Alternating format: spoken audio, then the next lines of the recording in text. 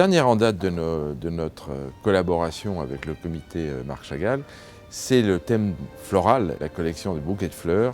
Ça a été vraiment l'occasion à nouveau de visiter l'œuvre, les travaux, les recherches de Marc Chagall sur un thème qui est universel. C'est une nouvelle étape pour nous et une nouvelle palette, si je puis dire, dans l'expression de tous les talents et la capacité créatrice de Marc Chagall.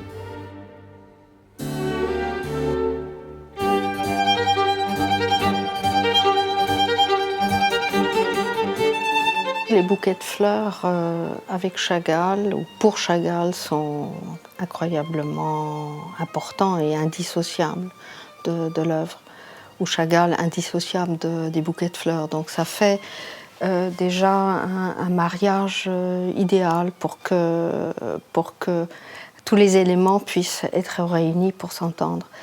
Donc les bouquets de fleurs devaient vraiment devenir un sujet pour une collection, et nous sommes particulièrement heureux que la Maison Bernardaud nous ait demandé de collaborer pour cette nouvelle collection sous ce profil des bouquets de fleurs.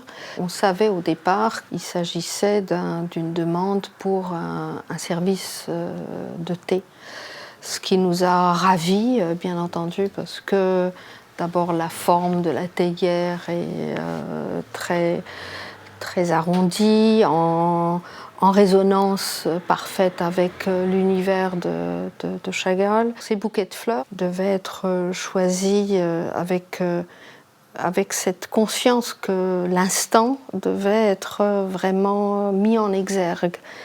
Et pour ce faire, nous avons eu le grand plaisir que la Maison Bernardaud a vraiment adhéré à notre première sélection, de choisir des monotypes.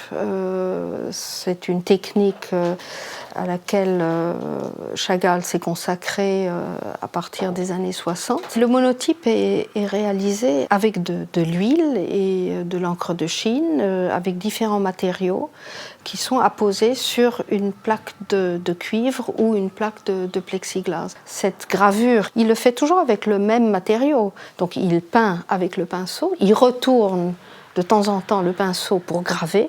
Donc tout ce qui est gravé, ici on le voit dans les cheveux. Donc parfois le trait est violet, parfois il est noir et parfois il est blanc, car le pinceau a été retourné pour donner une autre structure, une autre forme, oui, un autre dessin dans le dessin. Et c'est là où il y a une énorme liberté dans tous ces bouquets de fleurs.